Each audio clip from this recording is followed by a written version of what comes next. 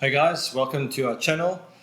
Being on the low carb journey for about a year now, we've learned some things and we'd like to share that with you, and these are our top 10 low carb tips.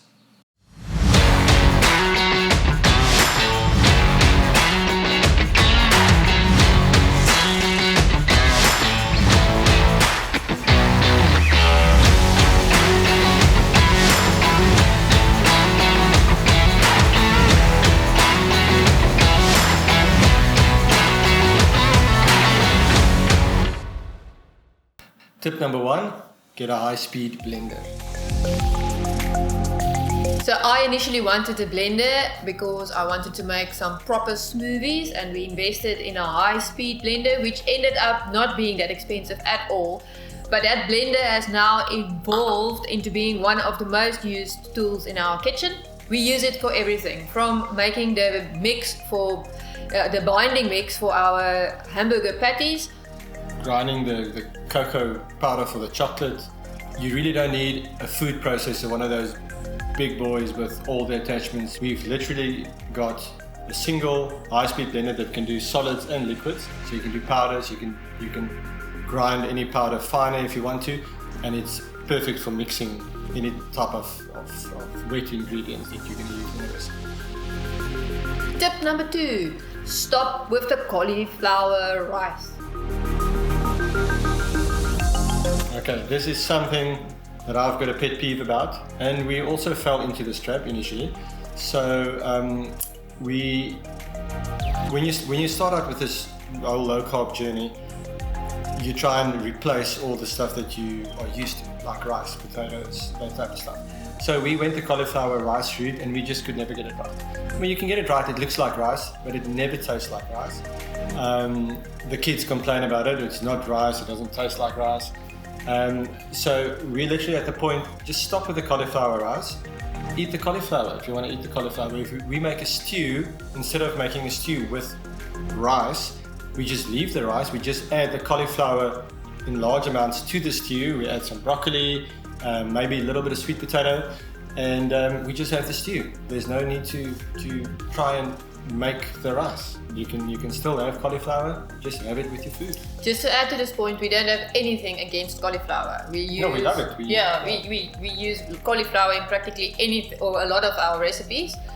It's just that you don't have to make rice. You don't have to substitute everything. You need to relearn, and this is something that we focus on a lot in the house. We need to relearn how food works. Food doesn't have to be a stew with rice. It can just be a stew, it can be something else. So you need to change your mindset and start thinking differently about what works with what.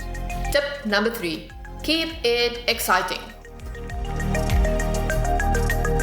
This is something that we've learned, especially with the kids, is it doesn't all have to be bland, boring mix of steamed vegetables. I mean, there's nothing wrong with steamed vegetables, but it doesn't have to be steamed vegetables with everything. So keep it exciting, experiment. We like mad scientists in the kitchen. If you check our recipe videos, it looks all neat and tidy, but you don't see any footage of when we actually experiment with rethinking how to do the recipes. And the best tip that we can just give you is keep it exciting. Make some snacks, make some sweets. There's lots of things you can do. It doesn't have to be a diet, and it's not a diet, and we feel very strongly about this. Whenever everybody asks us, "Ooh, what's the diet you're on?" We're not on a diet. We have changed the way that we consume food. And you know, it sounds cliche, but it can't be any more legit than that. We've just changed the way that we use food, and keeping it exciting is a great way to get the kids on board. So we make ice cream, we make chocolate, we make cookies, there's a whole bunch of stuff, and it doesn't have to be sweet with the food as well. We make tacos, we make pizzas, and the kids are excited. When it's pizza night, they are utterly excited because it's pizza night. So that's a very important thing, is to keep it exciting. Agreed. Tip number 4, kids' lunch boxes does not have to be difficult. So I am the mom, it's my responsibility to pack the lunch boxes, and that was probably one of the most difficult things that we had to overcome in the beginning. Especially when we started, it was a real uphill battle for us. Yes, that was probably one of the first questions I asked is, what do I give my kids to school? They are so used to snacking on sandwiches and Goldie stuff. Basic school lunch would be a Yeah. packed sandwich. with Okay. whatever on it. So once you make the mind shift change, it is actually quite easy. Pack them little pieces of fruits and veg that I like. My son likes carrot sticks, he likes sliced cucumber. It sounds weird because kids don't normally like vegetables, but if you do it nice and neatly, you do it like finger pieces, and they love it as a snack. And if you bake some nice muffins, like blueberry muffins, we also have a recipe for that. You can actually put that in their lunch boxes and they make the shift very quickly. Kids are adaptable, but it's all about your attitude as a parent and the leadership that you give going into this lifestyle. And also, come back to one of our previous tips, keep it exciting. Don't give them Yes. steamed cauliflower or broccoli for a packed lunch. They're absolutely going to hate that. So put in some effort, make it look nice, make it taste great, problem solved. Just one last thing on that point. When you make it look nice, try to add some color. Because they eat with their eyes. If they see a red cherry tomato with a nice piece of cheese and a cucumber, it is different colors mixed and they're already excited. Also, you've got lunch boxes for them that are compartmentalized. Yes. So you've got carrot sticks in the one section, cherry tomatoes in the other section, cube cheese in the other section, some biltong. If you don't know what biltong is, that's our version of beef jerky, and we've got a instructional video for that, so check it out. And 4 or 5 different kinds of things, all different colors, and it looks like a lovely Yes. lunchbox. Lunchboxes come home empty every day. Tip number 5. Low carb is all about being healthy and eating real, unprocessed food. This is also something that builds a lot on some of our previous points about rethinking how food works. The low carb, people seem to think quite a lot that low carb is a diet, which it isn't. It's just thinking differently. I know we say that a lot, but you really need to understand that. And so instead of going to buy some compound piece of food in a tin or whatever the case may be, just look at the label, just see what's all in that food. So if you want to do spaghetti and meatballs, for instance, buy a tin of meatballs. I don't know if anybody does that, but let's say you buy a tin of canned meatballs. Just check on the back what's in there, and you'll see there's 20, 30 different ingredients in that tin, where if you make meatballs at home with single ingredients, it's ground beef, some spices and some egg. That's it, 3 ingredients. So measure that 3 ingredients against 20 or 25 or 30 ingredients on the tin, and you'll start to realize that it's about eating real food, not about dieting or about eating low-fat stuff in order to lose weight. Yes, you lose weight, that's part of the deal, which is great. But it's all about eating healthy and buying single source ingredients, basically. Yeah. Buy an ingredient and buy an ingredient and buy an ingredient, and use those 3 ingredients to make food instead of buying food already made in a tin or in a box or whatever the case may be. Basically, it comes down to the fact that you should eat meat, vegetables, low sugar foods, everything that you would classify as a single ingredient item, and then you can combine and make your own. Tip number 6. Stop obsessing about what spices are low carb.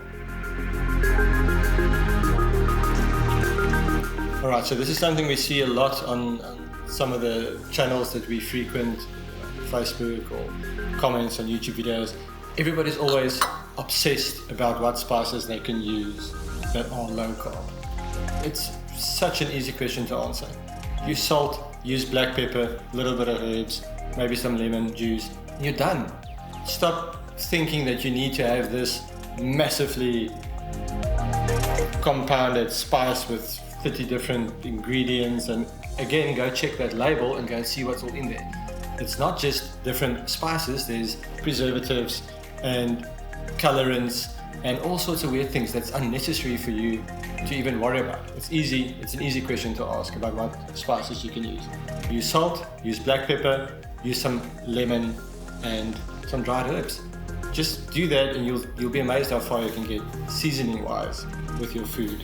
just using those. Now, I just want to add something quickly to this point, and that is that in the beginning of our journey, we very quickly realized that we've been conditioned to think or to expect a certain taste from certain food items, like you have to have your salad with salad dressing, etc., etc., etc. But the more you continue on this journey, the more you'll appreciate the natural flavors of the food items you're actually consuming. It's mind-blowing. Okay. Tip number 7, reuse your fats. This is quite a nice tip to have on hand, and it's something we only realized a bit later, is that a lot of the fats that you have left over after cooking some meat or grilling some meat in the oven adds a lot of flavor to other food that you do later. It's a lot of waste if you throw that away. Keep it in a container. Flavor. Yeah. A lot of flavor. Yeah, you lose a lot of flavor. So keep it in a container in the fridge. If you know you're not going to make anything for a long time, just freeze it. It freezes very well. And then just reuse. I found that it's actually very nice to use the leftover fat from the previous night the next morning when we make eggs for breakfast, and just gives it a different spice and flavor. Yeah, it's a bit of a different spin. spin. Variety. It comes back to the point of keep it exciting. It doesn't have to be boring and bland. So you'll be surprised how much fat actually drains out of something simple like chicken, like roasting chicken in the oven. There's huge amounts of fats that stay over in the cooking container. And so we've learned to reuse that. I mean, it's perfect for making breakfast or doing some flapjacks or whatever the case may be. And if you're new to low carb and you don't really know what low carb is about, low carb is about high fat content. So that's great. The alternative to that would be to add some expensive coconut oil that you went to go and buy at the store, to add that to your pan to make your eggs, where you've got all this perfectly healthy, wholesome fat from let's say last night's dinner, and use that to do your eggs. Tip number 8. It is so easy to confuse low carb with no carb. Alright, so we've made a lifestyle choice to go low carb, and sometimes people don't really understand what the difference is between low carb, keto, and no carb. So you get, I can't really call it anything else than diet. You get diets, weight loss aimed diets that are pretty much no carb. So the idea is you take the same idea as low carb, basically, they just exaggerate it to accelerate weight loss, and it's great if you want to lose weight. Very difficult to stick to. So let's start from the scratch. Let's start from no carb. No carb is what it says. You pretty much try and eat strictly, absolutely no carbohydrates, which makes eating choices quite difficult, especially if you've got kids. We did that out of necessity for medical experiment more than anything. If you read on our website, you can read about our story about my migraines.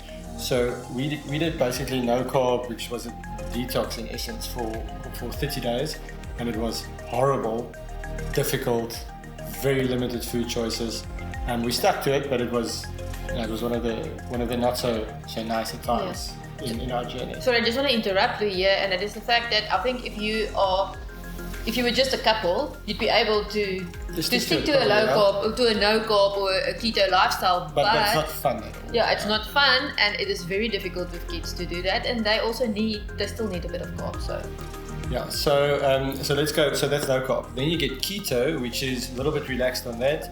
Keto limits you to what, 20 grams? 20 grams, roughly. Yeah. Let's call it 20 grams. We're not doctors here.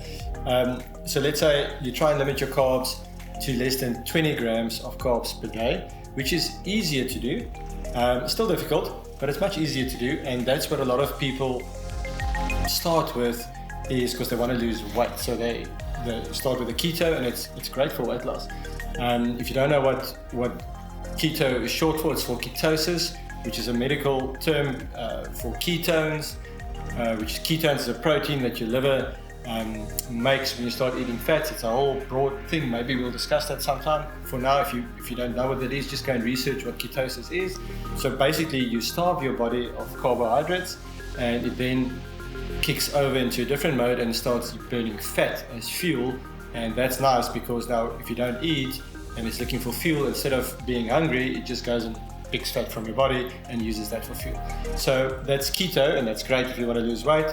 We found it, we did do pretty much keto for quite a while, but we found it to be a bit difficult to maintain and to stick to. It's easy to fall off the wagon.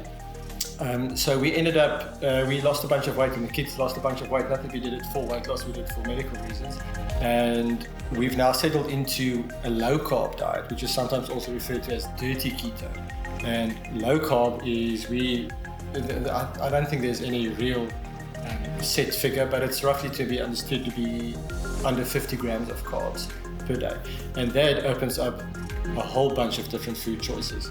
And you can keep it exciting, you can make nice things. We can still, most of our meals fit into keto, but maybe not 3 times a day.